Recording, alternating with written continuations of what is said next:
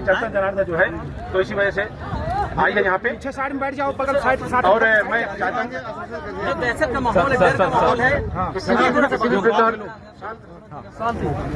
मैं आप सबसे अनुरोध करता हूँ कि शांति व्यवस्था बनाए रखें। और मैं आपको आश्वस्त ये भी करता हूँ कि इस घटनाओं में जो भी आरोपी है, उनके जो निर्दोष है, उनको हम किसी भी तरह के हमें किसी तरह की कोई परेशानी उनको ना हो, ये हम आपको आश्वस्त करते हैं। जो लोग अपना घर लौटना चाहते हैं, बिल्कुल लौटने के लिए आप आइए। आप सुरक्षा की जिम्मेदारी हमारी है।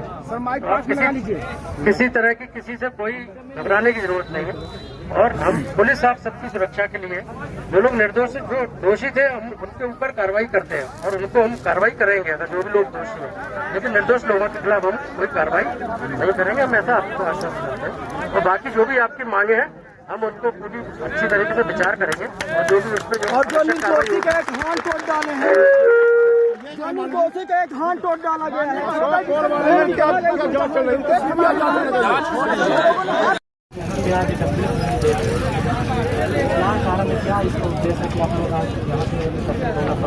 बहुत बहुत धन्यवाद पत्रकार साहब।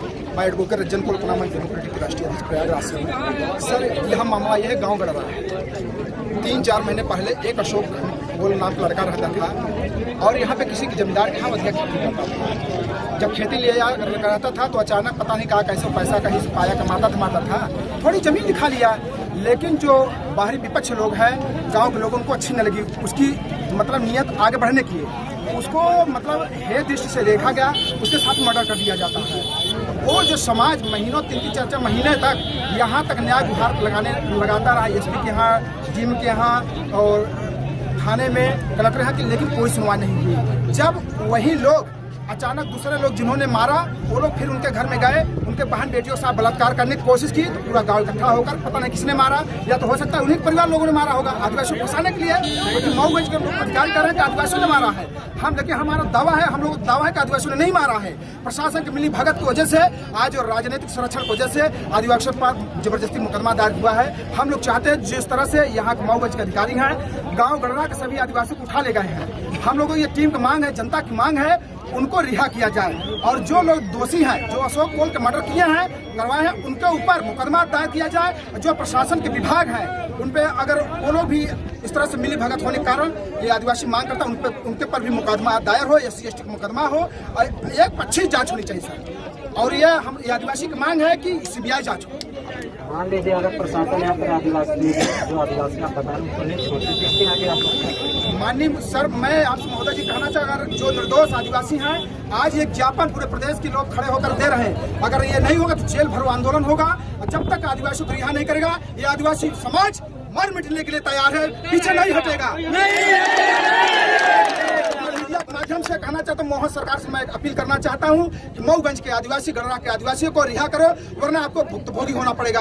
हम लोग मर मिटने के लिए तैयार है। आज भी देखिए, हमारी एक बहन है, ये पुलिस प्रशासन ने उसको जाकर के बेरहमी से मारा है, उसका हाथ तोड़ दिया। अभी हम लोग अधीक्षक सामने यहाँ खड़े हैं, उनको आदमी को पकड़ लेगा। निर्दोष आदमी, ऐसे लोगों को क्यों कर रहे हैं आप?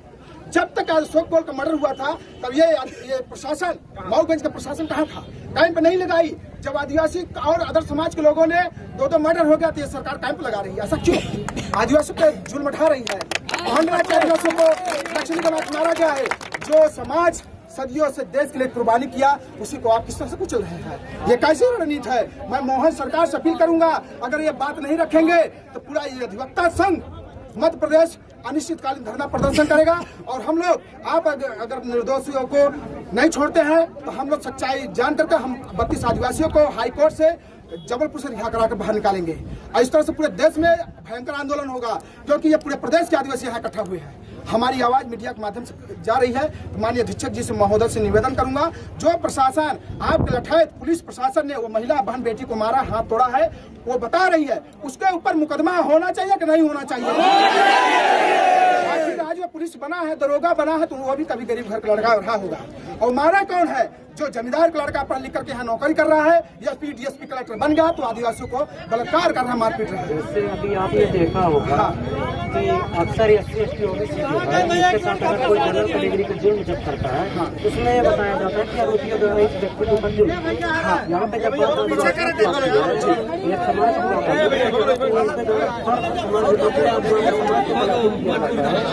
आदिवासी समाज द्वारा इसके ऊपर ये घटना का अंजाम दिया गया, इस पर आप क्या कहना चाहेंगे? सर इनको सरकार को डर है, क्योंकि आदिवासी जानते सदैव प्रकृति पूजक है। लाखों आदिवासी इकट्ठा को जल जंगल जमीन लड़ाया देश की कुर्बानी के लिए, सबके लिए। वो जानता है भगवान बिरसा मुंडा जब जागा पूरा देश आजाद हुआ। अगर इसलिए वो चाहते हैं कि आदिवासियों को ऐसे बेधड़क मारते रहे, नक्सलाइट हम चाहते हैं जिस दिन आदिवासी जाग गया तो कोई इनको नहीं रोक पाएगा। उनको पता है कि जल जंगल जमीन का कब्जा इनका है। गांव में हर तरह से अपनी 5वीं 6वीं सूची को लड़ते हैं। तो मैं मीडिया के माध्यम से कहना चाहता हूँ, आदिवासियों को इस तरह से आप मत सताइए। स्वाभाविक है, आप सता दोगे तो हम लोग कहाँ जाएंगे? हमारी बहन बेटियों को जो लोग बलात्कार कर रहे हैं, ऐसे लोगों को जेल क्यों नहीं डालते?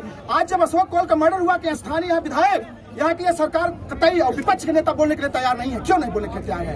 क्या आदिवासी समाज ने वोट नहीं दिया? क्या हम चाहते हैं कि हम सूत्र है ना। आज मीडिया के माध्यम से मैं कहना चाहता हूँ, हे सूत्र आदिवासियों, दलित, चमार, गोल, पासी, अधिकार, अछूत जातियां, आज हमें एक होने की जरूरत है। ऐसे लोगों को हमें साथ नहीं रहना है जो लोग छुआछूत भेदभाव करते हैं। हमारे अशोक कोल का मर्डर हुआ, वहाँ जातिवादी नहीं देख रहे।